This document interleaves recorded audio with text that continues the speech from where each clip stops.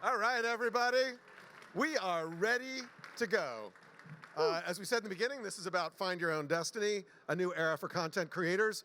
We've got two amazing content creators here and an amazing executive in the creator economy. You are going to learn a lot, find out a lot. Matt's already been teaching me how to dance, so this is going to be a really fun session. You've been killing it. It's off to a good start. Rushing it. So let me introduce the panelists here. I'm Jim Louderback. I'm your moderator. We will have Q&A about halfway through. I'll see if anybody has any questions, and then at the end, we'll leave some time for questions as well. But if you have a burning question, it's okay. Just put your hand up, and we'll get to you, because this is all about you guys being part of this conversation. So to my immediate left, we've got Sean Kim. He's the President and Chief Product Officer at Kajabi. Background here, Kajabi is this US unicorn, does amazing stuff. You'll hear more about them, I'm sure. But Sean, before he came to Kajabi, was head of product at TikTok. So great to have you here. Thank you, nice to be here.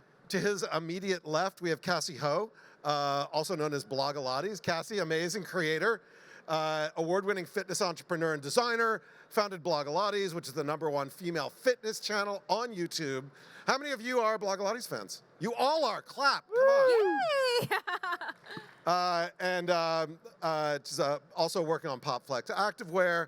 Her videos motivate 14 million people to do more and be healthier. And then all the way down on the left, we have Matt Steffanina, a well-known choreographer, producer, entrepreneur, musician, elite dancer in the hip-hop dance industry, grown his following to over 30 million followers across all of his platforms, 5 billion views, also founder of the DNCR Academy at dncr.com, an online dance platform that teaches thousands of students around the world how to dance with tutorials from LA's best instructors. How many of you are Matt fans? Everybody, put up your hands and clap. All right, so we are going to jump right into it. I'm going to start with each of these guys. A little bit of tell me a little bit about your history, and we'll see where that goes. So, Sean, I'm going to talk with you first. So, tell me about your background. TikTok, Amazon, DirecTV. I was a big DirecTV fan a long time ago. I just killed my dish a couple years ago. Talk a little bit about that. Talk about your journey. Yeah, so when it comes to my career, I usually ask myself 3 questions. One is, so is this company going to be disruptive in the future? Will I regret if I don't take this job, right? And the third question I ask myself is this new job safe or scary? Now, if it's a yes across the board, I want to take the job, right? So Amazon is really about learning from the best of the best. I want to see how I stack up against some of the best people in the world in terms of how they build product, run a business. I also wanted to learn at a company that was really customer obsessed and customer centric. A lot of companies say, hey, I'm customer centric, I'm customer obsessed, but they don't live it like Amazon. They make decisions every single day about customer obsession. So that's something that I really wanted to learn from them. So fun fact, Jeff Bezos used to actually read every single email that we used to send out in terms of Amazon products that we would launch. Right, literally every single email. Who does that? It's crazy, right? Jeff. He was super detail-oriented. He would look at every single product detail page, pick the actual images that we use, the headlines. He would write that copy with us. So he was really in the weeds with us. And then while I was at Amazon, I got a call from a company called TikTok. By the way, this is 4 years ago. No one knew TikTok 4 years ago. And I remember I actually had no idea what it was. So I downloaded the app, and I saw kids dancing and lip syncing, and I thought to myself, what the hell is this? And I basically called them back and said, hell no, right? And the founder, Alex Zhu, he called me and said, hey, you know what? Let's talk about it. Come down to LA, and let me explain to you what TikTok actually is.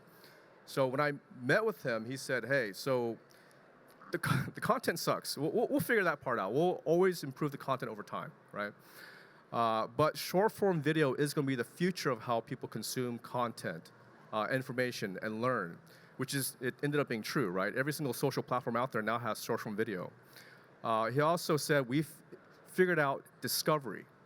And that was a magic word for me. And I was like, discovery? And he's like, yeah, we can help people discover where to eat, where to travel, what food, what books to read, what movies to watch. And it was like a light bulb moment for me. And I was like, wow, right? Because not many companies have figured out discovery. It was mostly search-based. And then I swear to God, he pulled out an app, the Chinese version of the app 4 years ago. And he said, just watch this content and just click on any image in the video. Like, and I saw this person running, wearing some, T-shirt, and I clicked on the T-shirt, pulled up a window where I can click and actually purchase and have it delivered within 30 minutes. I was blown away. Wow. Blown away. Wow. And so, and then when I was at TikTok, one of the areas I had to oversee was creator monetization, right? So we tried a lot of things when I was there, tipping in profile page, gifting in video. We also had the $2 billion creator fund that we launched.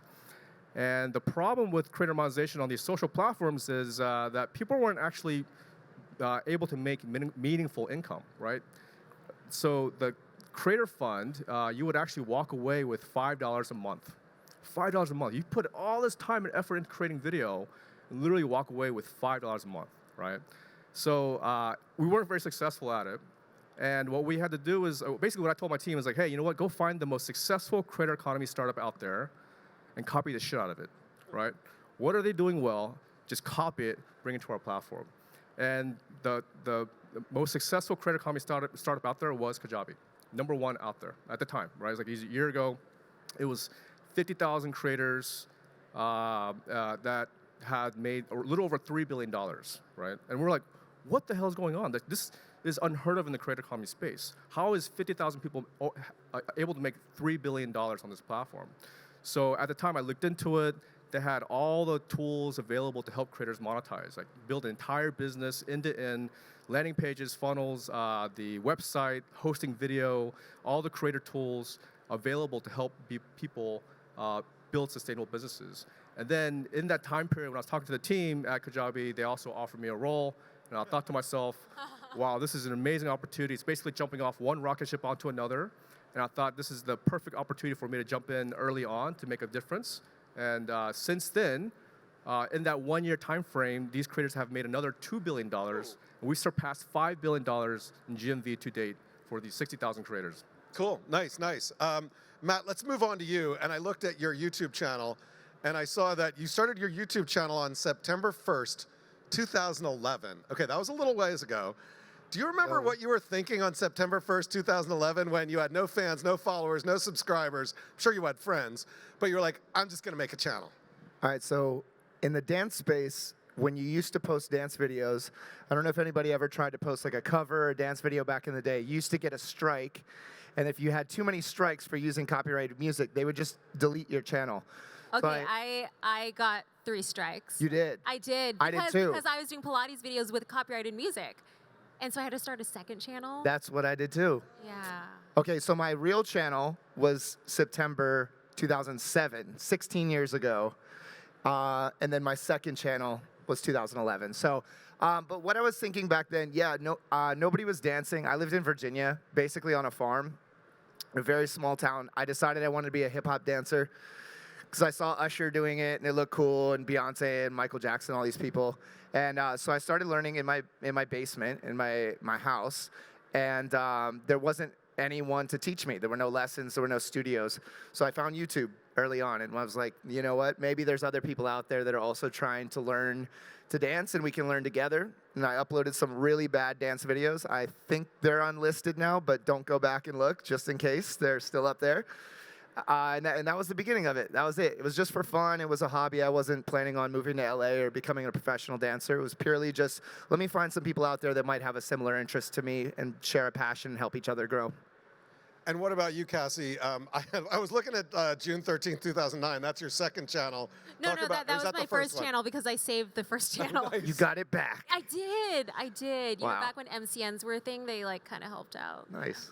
You're lucky. Yeah, no, so I started out not knowing what YouTube even was. It was 2009. I had just graduated from college in biology, so I really wasn't supposed to go into this. But I was teaching at 24 Hour Fitness at the time, just on the side. And I was moving from LA to Boston for my very first job. And all my students were like, Cassey, who's going to teach pop Pilates? And at the time, I was the only person teaching Pilates to pop music. Therefore, YouTube wanting to take down the videos later on. But anyway, so I made one 10-minute ab video for them, for 40 people, put it up on YouTube, didn't know what was going to happen. And then the next month when I looked at it, there were hundreds of comments and thousands of views, and I was like, oh, this is a thing? What are fans? Like, I don't understand comments. And then that pretty much helped build the foundation for this community where I would always serve them. And like to this day, even though I've evolved now past the Pilates videos and the workout videos, because now I'm doing design videos, it's still, again, about helping them solve problems and really growing this together. And so pretty much for the past decade, well, I guess up until a couple years ago, it was workout videos, but I would be designing things in the background, except that no one really knew that. And so everyone would just think like, oh, you must work out all day. But actually 95% of my day was designing things and creating product. And so it was a couple summers ago when I was just starting to really feel unhappy with the workout videos, not because I don't like working out. I love working out. I work out every morning. But I wasn't feeling challenged anymore. And I'm the type of person who, if I don't feel challenged, I'm not thriving as a human. And so I told myself, I want to show the fan base this other side of me. I feel like I'm hiding it. The other 95%, I'm going to start showing them the design videos, and like hopefully they like it. And I feel so lucky that they do, because it's brought all the joy back into editing, into creating content. And not only does it just make me happy, but these videos go viral and they sell out these products within like a matter of hours. And it's like insanity. So I'm just having a lot of fun right now. But yeah, it's been total evolution. Very cool. And we're going to talk a little bit about the creator economy. I actually want to jump into that right now. By the way, those of you standing out there are seats available if you want to come in and sit down. You won't bother any of us if you come in and take empty seats over there. People can slide over. Let's talk about the state of the creator economy today. I mean, they've got all these different platforms. We've got shorts, we've got reels, we've got short, wide, tall. There's a little bit of an ad recession going on right now. There's a lot of hype out there. From 2019 to 2022, from some data I saw, the creator economy basically doubled. It's worth 105 billion, 60 billion, whatever your numbers are. But with all this money around, it seems like the value is not really going to creators. So Matt, when you think about the way the creator economy has gone up on a rocket, but maybe some of the value equation not really accruing to creators, how has that changed you as a creator and what you do and how you think about it? Well, I think as a creator, a few years ago, it was kind of like post videos, get views, get brand deals, monetize. The equation was very simple. It was very straightforward. Whereas now you have to be a little bit more intelligent or creative with how you monetize, not only your content, but also just your platform in general. Like Cassey was saying, she started out with workout videos. I started out with dance tutorials. But whenever ads shifted and I wasn't making as much on ads as I used to on YouTube, I had to figure out, okay, how can I take my audience? How can I still give them something that they're excited about? But how can I do it in a way where I can actually afford to shoot these videos and build out a team and have a studio and lighting and all the things that you need to create really high-level content? So what we ended up doing is pivoting actually onto Kajabi. And I started DNCR, which is an online dance academy, basically. And, and I was able to do all of the things that I was doing on YouTube, but now, because I had a niche audience that was really excited about learning to dance and willing to pay a monthly subscription for access to that, I was able to build out all of the things that I couldn't do when I was just relying on YouTube monetization. So, I think as a creator, everybody's path is going to be a little bit different. If your thing is short-form content, it's really tough to monetize short-form content. Like he mentioned the TikTok Creator Fund, Shorts is now monetizing, but if anyone's been monetizing Shorts, it's not the most lucrative. It's not. Neither was the TikTok Creator Fund. Yeah, they're not the best for really scaling and stuff. So you have to get creative, like Cassey was saying with her clothing and all the things that she's doing, where you're still utilizing your platform. You're using the engagement, you're using the audience, the following from all of these platforms, but you realize that the algorithm could shift at any moment. Views could be up, views could be down, ads could be up, ads could be down. You don't want to rely on that. That's what I've really learned. I think the last few years, especially going through COVID, is like, how do I take the control back so that I'm not relying on things that I don't have control over? So Cassey, you're nodding your head here. Talk about how you took control over it and sort of said, you algorithms do your own thing. I'm going to be in control of my own destiny. Yeah, I mean, that's funny. That's the Kajabi theme of the whole booth. I love Control that. your destiny. Nice. Oh, that was really? I smooth. did not know that. You Or maybe I did know that, but I didn't do that on purpose. Well, the thing is, okay, the algorithm, when it's working, it's amazing, and you can go viral and sell out and like build your audience. But when it's not in your favor, you can't just blame it. I know it's really easy to complain and blame it, but you have to control your destiny, like you said. And one of the first things we did was create a newsletter so that we could collect those emails, really own our people, right? But for me, it's really been through selling things that create value for people. So whether it's a course on Kajabi, and I have an instructor certification course for Pop Pilates there, or merchandise, like I'm designing things that help solve problems. And so when you're doing that, you become a deeper part of the customer's life. And so, you know, whether they're doing my workout videos or not, they can experience the journey with me as they're wearing the clothes. And so I think it's really important for you to build the audience, right? Like engage, be authentic, but you have to take it to the next level. You cannot count on just creating content because it's too finicky. You can't control the algorithm, but you can if you run your own business outside of that. Right. Now, Sean, think about your life at TikTok and on the platform side. I mean, would you have called yourself a friend to creators, or creators just there to build the business? How would you think about it at TikTok? Or how do you think the platforms think about creators? So platforms don't really care if you are successful at monetization. I'll be completely honest here. They don't care. And the reason why is because their metrics and North Star metrics are 100% focused on retention, DAU, publish rates, active days. Monetization for creators is not even on there, right? It's like way, way, way down here. And it's like a little afterthought. When we launched the TikTok Creator Fund, we didn't launch it to help creators monetize. And that's what we say, right? That's what we said, like everywhere, publicly. We're doing this to help creators monetize, right? That was not why we launched it. We launched it as a reactive measure against other platforms launching their creator funds, right?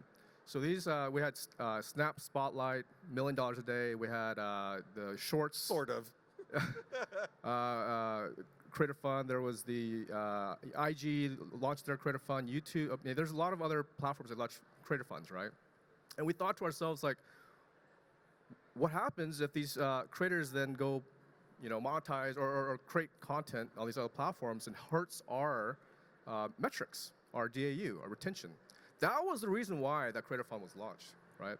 And by the way, we say $2 billion creator fund. Who's actually checking if we paid out $2 billion? Nobody. Nobody can check, right? Wait, so did you? Did you? No. Yeah. Well, So did Cassey and Matt, have you guys seen? Did you see any sort of payout from the funds? Yeah. Barely. I mean, it's Yeah. It was cool. Get yourself a nice dinner once in a while, you know. Well, I think, LA prices are high, man. Come on. well, I think you see the same, like the, you know, Shorts now is doing monetization, but it's not there yet either, right? no. I mean, that's not how you're going to make money. Like, that's not how you're going to do it. All right, so talk about making money. I was amazed, Cassey, when I saw you speak at Web Summit, and you said, I think something like 98% of your revenue does not come from funds or ads or rev share, right? Or brand deals. Or brand anything, deals, yeah. So talk about that. Talk about that monetization and how you got there, and where you. I mean, you don't have to tell us all the places you make money, but give us some examples. Yeah, I mean, again, it's building the PopFlex business and the Blogilates business. And so I have two different brands. Blogilates you can find at Target and at all stores nationwide. We have protein powders. We have some new stuff coming out this March. And we also have gold dumbbells and kettlebells and jump ropes and yoga mats. And so that's like the more affordable, approachable in-store merchandise. So there's that. And then there's PopFlex, which is the more technical activewear that solves problems, and that's a D2C. So through building these two brands, like that's how I'm making my revenue. And honestly, it's just so fun because like how I started those original YouTube videos and reading the comments, seeing what people wanted next, we do the same thing with the clothing. Hey, like, can you solve this like camel toe issue? And then so we do. We add pockets to everything, so you can always have a place to put your phone. And so it's always been about engaging with the community to create the next best product. And because they feel so heard, that's why the business has been doing so well. So over the past 3 years, we've been doubling sales every single year. And this year, we're set to do even more than that. So it's been really cool. That's awesome. Congrats. Matt, talk about your revenue mix, and I'll come to you. Talk about your revenue mix, what that looks like for you, and how you see advertising and AdSense and payout and brand deals versus the things you do with the studio and other things there. Yeah, mine is a little more split. I still monetize a lot of my content on YouTube, and long form monetization on YouTube is still amazing, with tutorials, with vlogs, dance videos, things like that. Also, for me, Kajabi or DNCR, which is on Kajabi, my online subscription service, that's a big part of my revenue. And then brand deals, I would say 2020, 2021, like over COVID, were insane because a lot of companies didn't have places to put their marketing spend, so they looked to social, and so it was really great for creators. It slowed down definitely this past year, but brand deals are still decent. And then the last part of it for me is live events, which I couldn't do over COVID, but I'm getting back to touring this year. And I think if you do anything like fitness or dance related, one of the best, most rewarding things to do is actually get out from in front of the camera and actually get to meet the people that are subscribing to your videos and buying your merch and showing up for your events. And so that's, revenue-wise, it's a small part, but fulfillment-wise and personally, it's a really big part of the business for me. I think the biggest thing for any creator is trying to just have as many of those different baskets as possible so that, like Cassey said, if something changes in an algorithm or anything happens, you have other things to rely on. Because a lot of my friends over COVID, you may have seen this as well, were so heavily invested into one app, say TikTok, and they were relying on the creator fund or they were relying on payouts from live streams. And then as soon as a company decides to shift, then you're really in a tough position. So the more you can focus on building a brand, I think what Cassey was just saying about having different types of brands, building off of your content, that's how you create longevity and you create a lot of upside potential of something you can scale regardless of what happens with the platforms. Yeah, the platforms are not your friend. Sean, jump in. Yeah, so, just to echo what Matt's saying, the algo would change every single day on a platform, like constantly tweaking it to see if we can increase retention, DAU, active days, and so on. And so they will make those tweaks, and if it hurts creator monetization in any way, it's not a factor, right? It's not a factor in the decision making, because their decision making is all based on those core metrics I mentioned, right? Improve the attention time on the platform, right? So that's why there's been a lot of decisions made in the past on YouTube, the user experience, on TikTok, the algo, these changes are happening constantly, and if it hurts creators and how they monetize, it's too bad, right? Because this is really improving our ads on our platform. That's what's happening, right? Wait, what are active days? So number of days you spend over a course of 30 days. So how often you open the app over 30 days. Wait, so if I open the app more as a creator, that would help my videos do better? No, so so what they're optimizing for is for the viewers, how often they open the app, the more frequent they open the app over 30 days. Got it, as a factor. Okay, cool. So it won't help us, Cass. Yeah, okay. Nothing will help us. Overall, I think I can give a quick evolution of the actual creator economy. And so in the beginning, you have YouTube, and it really helped creators build an audience, right? And they built their business on ads. And so creators can get a piece of the ad revenue, but this model is basically really great for the 1% of creators out there, right? The 99% of creators were barely making ends meet. They were barely making ends meet. They weren't even making minimum wage. So it wasn't great for the 99%, the middle class of creators. Then the next phase of the creator economy was when you have Facebook and IG, TikTok, and a lot of the brand deals this is when brand deals started happening, right? And so brands work with creators to promote their products and services. But the problem in this situation is that not everyone can select who they work with, right? So sometimes your promoting products and services that you don't really care about. So you're not being super authentic to your audiences, and for creators, that's like everything, being authentic to your audience, right? So the third phase where we've evolved to now is what we call the direct-to-creator economy. And this is where creators are monetizing directly from their fans, right? And this is where you have full control end to end. You're owning your destiny by having the entire platform built to serve your fans. So if you think about it, you only need 100 fans paying you $100 a month to earn over $100,000 a year, right? So this is how you build a real, legitimate, meaningful business for your customers. But it does start with finding that fans, right. that creator, that community as well. And I want to talk a little bit about some, as you started talking about moving into multiple platforms, which I think is a big issue, because it's hard enough to create a long-form video on YouTube, and now you've got Shorts and Reels and TikTok and all these other platforms. And so, Matt, talk to me about how you personally looked at all of these platforms as they evolved, because both you guys, OG YouTube creators, building on YouTube. Now there's short form, there's long term, there's Facebook, there's Twitter, whatever. But how did you think about a lot of forms? There's a lot of stuff there. I mean, how do you think about creating across all those platforms? It's got to take like 10 times longer now because you got to build for 10 platforms, or is that wrong?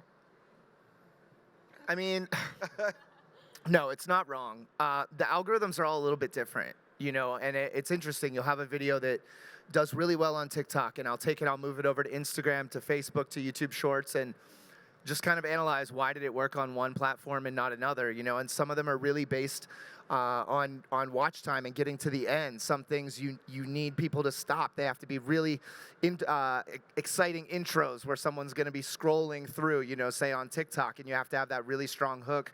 So we are editing differently for each platform.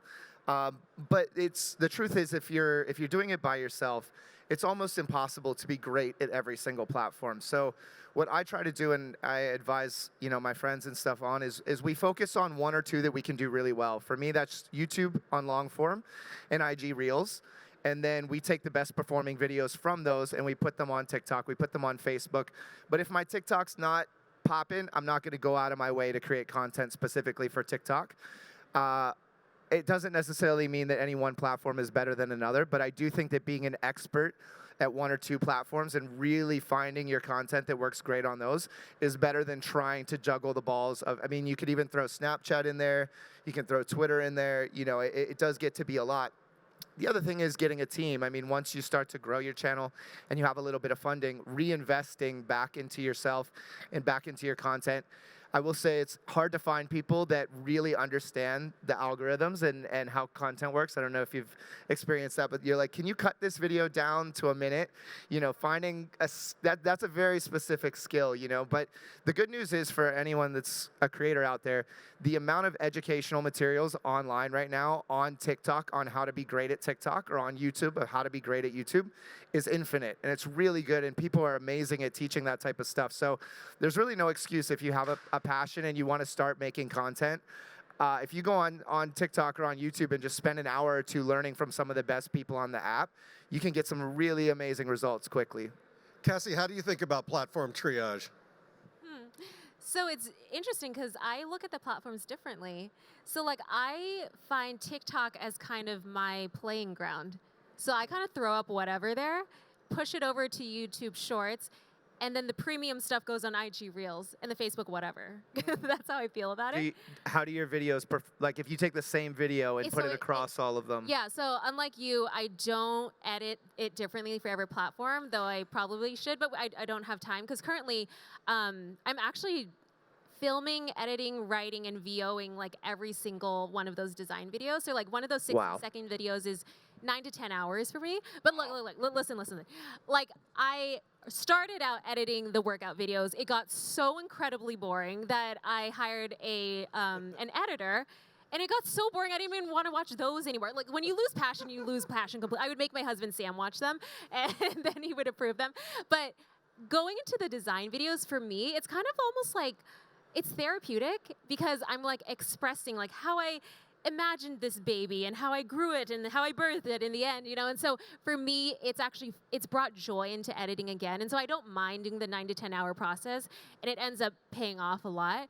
But yeah, that's how I deal with the four, whatever, plus different platforms. I think, too, it's really interesting because you're talking, I know the videos you're talking about. Yeah. I watched them all. They're great.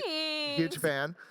fan. But you're talking about 45 to 60-second videos, and you're saying you put Yeah. 9 to 10 9 to hours, 10 hours. So, on like, average into 60 seconds. So I feel like I'm also a pretty unconventional creator or storyteller or whatever, because I don't do shot lists. I just turn on the camera. You guys, this is my phone, and I don't even let like Sam watch me. I hate when he watches me do TikTok. Like I cringe at myself. Like ew. So I set up the camera, and then I just like I know what I want. Right? We're talking about a pocket. I'll do this. I put my hand in and out, and then like I'll just film everything, and I generally know what I need. Make sure I have my sketch in there, and just pretty much as I'm editing, that's when I'm building the story about it. And so I don't actually plan anything, which probably I don't recommend to people, but because I designed it, I know where I want it to head. So yeah, I mean, it's interesting. I mean, but it works. I enjoy the 9 to 10 hour. I mean, it's really hard because I actually do it all on my phone, you guys. I use InShot, and I just do it. I film on my phone, VO on my phone, film in InShot, but I might actually switch to CapCut. I feel like CapCut's great. CapCut's like superior. Well, it's working on InShot. I mean, I think that's really huge, though, because a lot of people stop because, oh, well, the camera's expensive, or I don't know how to edit, or all of these things that you think are really important. And then you have a massive creator like Cassey saying she does this in her living room on her phone by herself. And it just shows you that there really are no limitations now. Yeah, and like back in the day, like we got the DSLRs, we got like the slider, and we did the Kino Flow light. Yeah. We did the whole thing. You don't need that anymore. Like people want to see you without makeup. They want you to be real. Like they like it when there's lint on your clothes. Like people just want that rawness, and it's so good because I just do it myself. I love it. You know what I think's amazing listening to both of you guys talk? I want to talk about this really quickly, and we're gonna move on. But when I think about the life cycle of a creator, which is not that long. You guys, 10 years, 15 years, a long time, and I listen to you, and it's like, I changed, I did this, I did this, I did this. How do you think about the life cycle of a creator now? And what are give me a tip of why you two, each of you, have lasted through all these iterations and are still creating and doing great stuff. I mean, I think I've lasted because I've evolved and I've followed my heart. And I know we had this pre-interview over there, and people have asked me this before too, like, how do you know how to follow your heart? And I'm like, what do you mean? Like, the things that make you happy, you do more of it. The things that don't make you happy, you do less of it.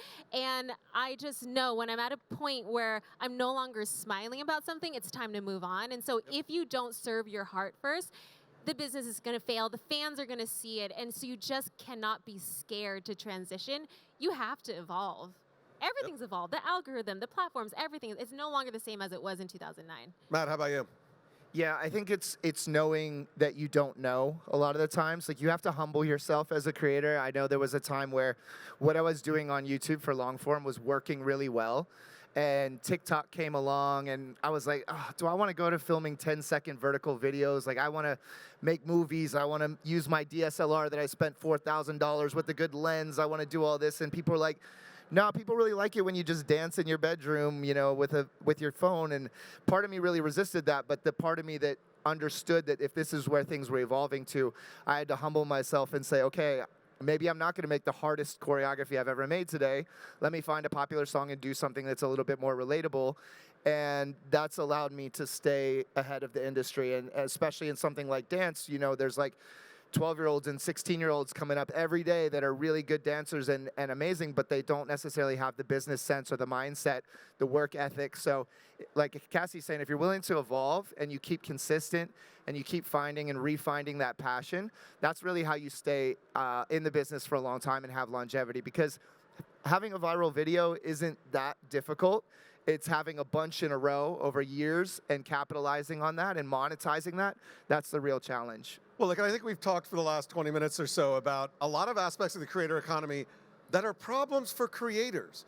Platforms are not your friend. The algorithm can demonetize you at any time. Monetization options are tough. The funds don't work. But we've got two creators here who've been through all of these waves and are part of that 1% or 1% of 1%. But I think inherently, just listening to you guys, like the creator economy, fundamentally, Sean, it's broken, right? What do we do to fix it? Let's start talking about fixing it. What do we do? All right, so I think, for the 1% as well as the 99% of the middle-class creators out there, what's been working incredibly well is taking that audience off social and bring it to your own place of business, right? So essentially, you are now in full control of how you monetize with your audience off platform. Now, you should continue to use these social platforms to build your audience. That's what they're great for, right? But it's not a platform where you monetize. So the new way, the evolved way of how creators are really truly monetizing and becoming very successful is by building their businesses off platform. And this is where Kajabi comes in. Kajabi is a solution that provides creators all the tools you need to monetize your knowledge, such as podcasts, video courses, newsletters, coaching, one-to-one, one-to-many, as well as community. If you want to build an exclusive community where you can engage and help each other and motivate each other to learn together, right? So this platform that we've built for creators has helped over 60,000 creators now earn $5 billion to date. Wait, that was $5 billion, right? Right, $5 billion. Just want to make sure I heard you right. So it's working, right? So this is the new direct-to-creator economy where you have your fans, your super fans, come to your place of business, and you're owning the relationship, how you communicate with them, what notifications you send, how you charge for them, like all of the business aspects you control end to end, and that's why it's really important you bring them off platform. Yeah. So this is a little bit of a change. I mean, Matt and Cassey, the early days of YouTube, up until maybe, I don't know, 5, 6, 7 years ago, was all about growing your audience on YouTube. How do I build that community? How do I get people to watch? How do I get them to watch more and more and more watch time on my stuff? And now it seems like what you're saying is you've got to look at these platforms not as a destination in and of themselves, but maybe more as a top of funnel awareness so that you can shift them somewhere else. Is that right? Does that seem to be what you've done? And if so, how do you think about taking someone who's watching your videos on TikTok or YouTube or wherever and moving them to some of these other platforms where you can have a deeper relationship and have a better monetization arrangement with them? Cassey, I'll start with you. So I think you can't just focus on taking them off platform because it's going to feel like you're just selling and you're trying to take them away. Like, it's about building that community. And so it's really about a balance. And sometimes you put out content just for fun. Like, you're building that relationship with them. You're building that authenticity, being really raw with them. And then you bring them over, but only if you can prove to them that there's something valuable here. Like, I'm not trying to take your money. Like, I'm trying to, this thing is going to help improve your life. And, like, trust me. And if you're able to do that once, then hopefully they trust you and can do that again and again. So I think it's a very nice balance of both. And you mentioned trust, which is so important because trust is hard to build and really easy to lose. Yep, that's Talk right. about trust and how you've worked through some of those trust issues and with your audience. Yeah, no, I mean, one of the reasons why I stopped doing brand deals is because I hated having to stick to a script. I hated having brands tell me, this is what you have to say in this order because legal says you have to say it in this order. And it's so weird because you're not a legal robot, you're a human. And so honestly, over the past few years, they've just been making me so unhappy that I was telling my team, hey, we just need to stop doing the brand deals. And I'm much happier now just talking about my own brand. And so, yeah, wait, what was the original question? No, it was more around trust and how you manage trust and how you keep that trust. So anyway, I remember doing one brand deal where I just sounded so weird and robotic because legal approved it, and that was the only version they approved. And people were like, sell out, and That's not you. Would never, that was several years ago, we'll never ever do that again. And I think it's way more important to show people your flaws, to say sorry for screwing up. That builds trust too. But trust is so hard to keep up if you're going to keep doing brand deals that you don't believe in. It's so important. Matt, what about you when you think about how do I get people from these great channels that I've built to maybe these other places where I can start to build deeper relationships with them and maybe it involves money? Yeah, I mean, what Cassey said is exactly it. If it's all about adding value. We've all done merch drops, and there's fun things that you can do, but really create a brand and something that people are going to be part of for a long time, and they're going to leave YouTube or leave TikTok to come and do. You have to add value, whether it's through clothing, whether it's through classes, tutorials, whatever it is. But everyone has their own path. I have some friends that they love making skits, and they're happy making their skits on platforms, and they're going to kind of ride with the algorithm, and they're good with what comes, you know? And then there's other people that are like, okay, how do I really control this? How do I build this? So I think it's all about what you love. For me, teaching dance, there just never was really a platform that was ideal for that. There wasn't a place that my community could really live and talk to each other. It didn't feel like you were training with friends necessarily on YouTube. You really only have the comments section.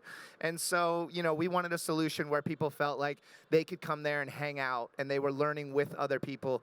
And so that's what some things off of the social platforms allowed us to do, is create that community. But yeah, it all comes back to providing value, especially for long-term, you know, whether it's brand building or a company. You want to think of like, what is something that I do, what's something that I can offer that's going to improve my viewers' lives. It's actually going to make them excited to leave and go to this site or get this product or come take this class. And so that's what we focus on with DNCR, is always how can we make people's lives better? How can we make people inspired to dance, get in better mental shape, better physical shape? Those are the things we really focus on, and less on selling dance classes. It's more about the feeling and the change that we want to inspire. So Sean, from your perspective, whether it's commerce or communities or subscription or classes, what are a couple of tips or thoughts that you give creators on how they can go from their channels to some of these experiences? Yeah, I mean, I'm just echoing everything that Cassey and Matt's saying, is that it is about providing value, solving a big key problem for customers or your fans, right? So, you know, it's also a little bit of trial and error, right? Like, you can't assume that, like, you have to put all your investment into like one video and ensure that it works. Like, yeah, I think, like, you know, the top creators that I spoke with, and I meet with creators every single week and ask them, like, how did you get from 0 to 1? How did you get from 0 to $1 million, right? And the advice that I always got from creators was that, you know, it was a lot of trial and error. So they would put out a MVP, right, of like a course or a podcast or a newsletter, coaching service, whatever it might be. And then they wouldn't refine it. It doesn't have to be perfect, right? They just put it out there. And then they get a lot of feedback from their fans or customers and say, hey, here's how you should tweak it. Here's what I'm looking for, right? And then they put out a version 2 and a version 3, right? So over time, they refine this product to be amazing. And that's how they're able to build this business over time. And then after they've refined that product, they start expanding into other categories, right? Whether it's merchandise or it's the community product itself. So there's different ways to then like take that product and expand it to different channels. And, yeah. We're going to handicap categories in a minute, but I do want to say, are there any questions right now for our great panelists? Put your hand up. Otherwise, we've got a question right here. I think we're going to do a couple questions, and we'll jump back into it. And we've got a mic runner, too. Thank you very much, Lenley, for running the mic. Go ahead. Hi, I'm just wondering what solutions, Cassey and Matt, you ended up finding for that copywritten music, if it's something you're comfortable sharing here today. Yeah, I have a few. I use a company called Lickd a lot, Lickd. And what they do is provide licenses for creators.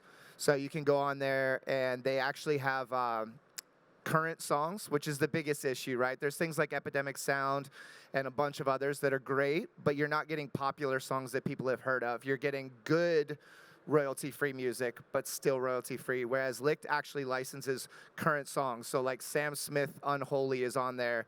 And for, I think it's like $200, I was able to license it, put it in my YouTube video, and I was able to monetize that video fully. So it's a solution once you have a little bit of momentum, because it's more expensive, but that's one option.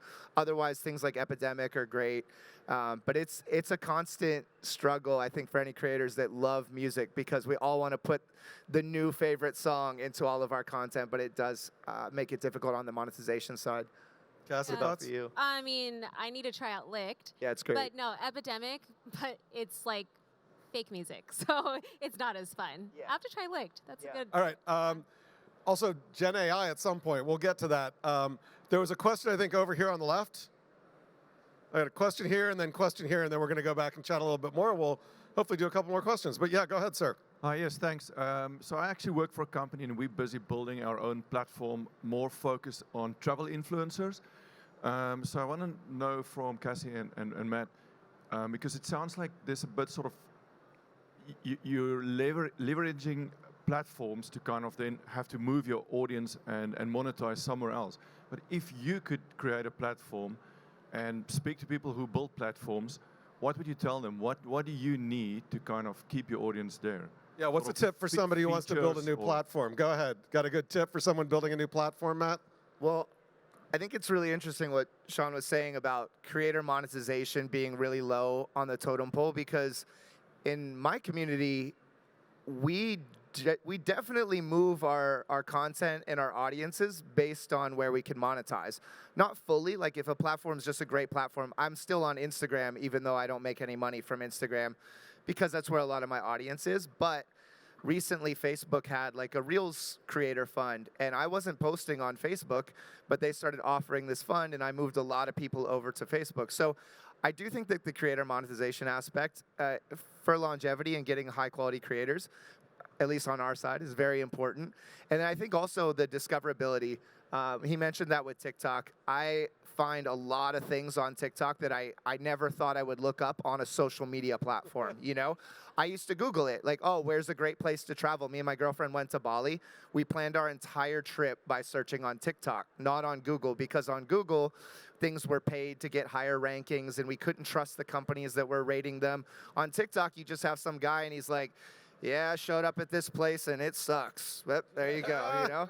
You're like, all right, that's the feedback that I want, you know? So I think the authenticity that Cassey talked about, and then also a way for creators to monetize would be incredible. All right, Cassey, tip for creating a new platform. What do you tell the platform person? Well, is this a social platform or what kind of platform? Yeah, consider it a social video platform, yeah. I mean, For travel, but for anything. at the very baseline, at least let my followers see my content. Like, I don't understand why every platform has tried to, like, not let that happen. So Right, if I'm following you, I should be able to get that first, right? yes. Show it to me first, because I like you. Yeah, that's baseline. I'll just stop right there. All right, Sean, do you have a quick first tip? step. Do you have a quick tip? Building a platform. Yeah, someone's got a new platform. They want to be the next TikTok for travelers. That's gonna be tough, I think. It'll be tough. Do something else. Is that your tip? I mean, like building. I mean, I think building a social platform, you know, on the interest graph or a social graph is you know really tough to do. It just is. I think like you know there's a lot of things that have to go right.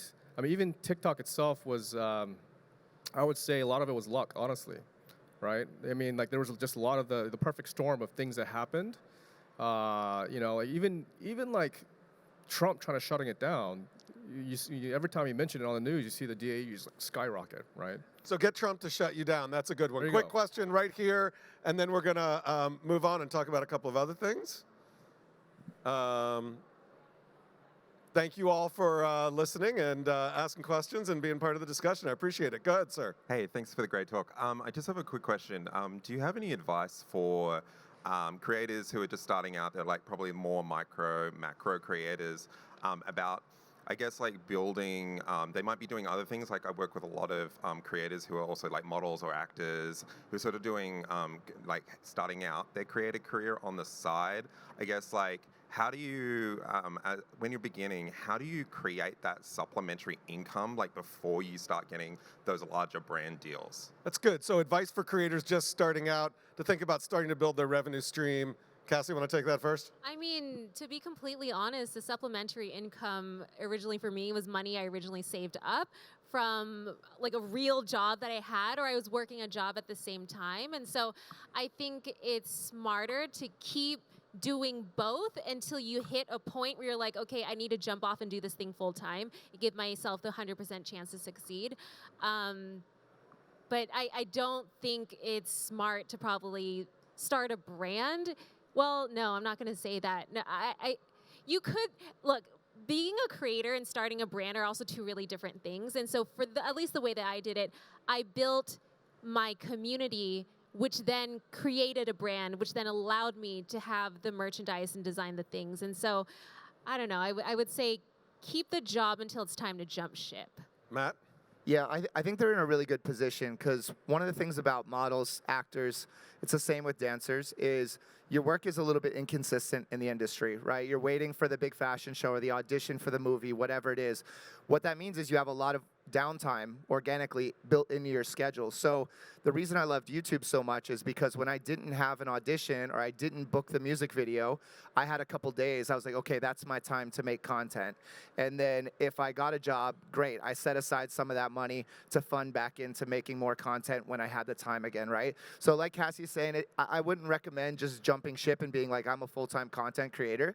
If someone's a model and they're already into, whether it's fashion design or they're just great at taking pictures, cool, find a unique way. Maybe you film a behind the scenes of the next photo shoot that you're doing, and then you cut that together with the after photos, right? Like clever ways to just take what they're already doing and make content out of it instead of being like, I'm a full-time content creator, right? And then as things pick up, you can say no to more of the stuff you don't like and yes to more of the content creation type work. Sean, what about, oh, sorry, go ahead, I was Cassey, going real to say, quick. there's a new class of creators called UGC creators where people can get paid a certain amount where you're making content for a brand. You don't even have to post it. So that's kind of a good way to practice being a creator without taking the risk of posting it to your own audience, too. Absolutely. What's old is new again, UGC, entirely different than what it meant 12 years ago. Sean, what about you? What is some advice for people just getting started and how they can think about that? Yeah, so, having spoke with a lot of creators, I mean, there are experts here, obviously, and what I've come to learn is that creators think like product managers, right? Like you want to find a problem to solve, right? Like you want to find a problem to solve, and then do a lot of testing to see how you yourself can solve that problem for your audience, right? You don't, and like they were saying, you don't want to bet the house and just like quit your job and say I want to do this full time, unless you've gotten some progress and traction and figured out how to actually solve that problem, right? And you don't need like millions of followers either. You only need a really good small set of people that you're really solving a problem for. It can be super niche, as long as like what you're offering is really valuable. That's the way to go, right? And you just build it over time. So. Cool. All right, guys, we're going to do some rapid fire on a bunch of different types of places that you can take creators to take your communities to for monetization. Let me know real quickly what you think, whether it makes sense, what you're doing, if you got a quick little story. So start with own communities like Discord or WhatsApp or something like that. Using it, Matt? Discord, no. No? WhatsApp to talk to my friends in Europe. Yeah, so not as a creator monetization option. What about you, Cassey? Any of these own communities, is that a place that you've looked at? I don't really use WhatsApp unless we're talking to factories. Yep. Does Slack count as a community? Yep, sure. Any sort of community. It doesn't have to be those. Those are examples. I mean, even look, the stuff that that Vibely is doing with community that's now part of Kajabi, that's own community as well, right? And I know you guys are using that. So what about community platforms? What do you think about that for creators? Plus, minus? I have to say, like, you have to build it on Kajabi, right? Kajabi offers a new community product. We actually acquired a company called Vibely just for this purpose. They had a really amazing product that like compares just as well as like Discord, Slack, and all the other features that that those platforms offer. We offer in our now Kajabi Communities product. And now creators can build a really amazing audience with their community and control that entire experience end-to-end on our platform. All right, subscription platforms, Patreon, OnlyFans, Substack, things like that. Cassey, have you used them? What do you think? Good for creators? Kajabi. Kajabi is where I host our instructor online courses, and we also have an app where I do a monthly workout subscription for our monthly calendar. It's called the Body by Blogilates app. Cool. Matt? Yeah, I mean, obviously I'm here on Kajabi as well. I love it. Vibely is great also for gamification and just community building, so we're really excited about that acquisition. So you guys haven't used Patreon at all, huh? No. Never did, no. Never did. E-commerce, you're selling stuff. Talk about that. What's a good way to think about that and getting started? So I'm on Shopify, love Shopify. A good way to get started, I mean, first, be product first, okay? Like, marketing is important, but if you don't have a good product, that customer is going to get the thing and be unhappy and never come back. And so just be product focused and just make your marketing interesting and relatable. What about e-commerce? What about you, Matt? Shopify also, but I'm not as big on e-com. She's the e-com queen. So courseware and coaching. Obviously, we've talked a lot about Kajabi, but I'm interested in a tip in getting started and what you've seen there on the coaching side and what that looks like. Matt, I'll start with you. What's a quick tip on getting started for a creator on making your own courseware and getting on these coaching platforms? Excuse me. This is where creating content and utilizing the social platforms is really key because it's a great testing ground. You can put up, for me, dance tutorials. I always thought people are going to want to learn the dances they see in music videos. They're going to want to learn this really cool choreography that I came up with. It turns out they mostly like to just learn simple stuff that they can bust out at a party, or something that actually doesn't take a professional dancer to teach you. So if I didn't have YouTube to upload all of these different videos and test everything out first with a very low risk and very low investment of my time and energy, and I created this course of advanced masterclass dancing and I put it out, and turns out nobody wants it, there could have been a big missed opportunity there. So I love, for anyone that wants to coach or teach, use TikTok, use Snapchat, use YouTube, put all the things up there, see what your community actually wants, and then develop a course based on what's really working well on the social platforms and take them deeper down that road. Cassey, what about you? Tip for getting started on one of these platforms, one of the courseware learning platforms, ways to think about it. I mean, like Sean said, what is the problem you're trying to help them solve? Like Matt said, help improve their lives. So merge those two together with something that you're really good at doing and teach people how to do it. That's it. Cool. I want to shift a little bit in some of the time we have left to one of the new trends that's happening for the creator economy around generative AI and using AI tools, whether it's ChatGPT or Discord, Midjourney. And I tend to think of them as a co-pilot, as somebody that helps you do what you do better. If you're okay at something, it makes you good at it. If you're good at it, it makes you a superhero. You guys are leaning in at Kajabi on generative AI. Talk a little bit about how you look at that helping creators in the creator economy. And I'd be interested in hearing a little bit of your experiences with it as well, and where you guys think about it. So go ahead. Yeah, so when it comes to building product at Kajabi, we always start with the customer problem first, right? So we got to figure out what is the biggest, hairiest customer problem we can solve. When we talk to our creators, they all have the same kind of problem. It's like, hey, you know what? Creating a course, creating a business, landing pages, writing the emails, it's a lot of work. We're talking about potentially weeks worth of work, depending on the creator and the content and whatever it might be, right? So, and they go through the same steps. Like I have to, do the research. I got to put the course outline together, put the course lessons together. I got to write the emails. I got to write the landing pages. I got a lot of stuff that they have to do, right? And so we thought about this problem and said, how do you reduce the amount of hours from 80 to 5 hours? Or how do you just remove all those steps along the way so that creators can get their business up and running much faster? And that's how we approach the problem, right?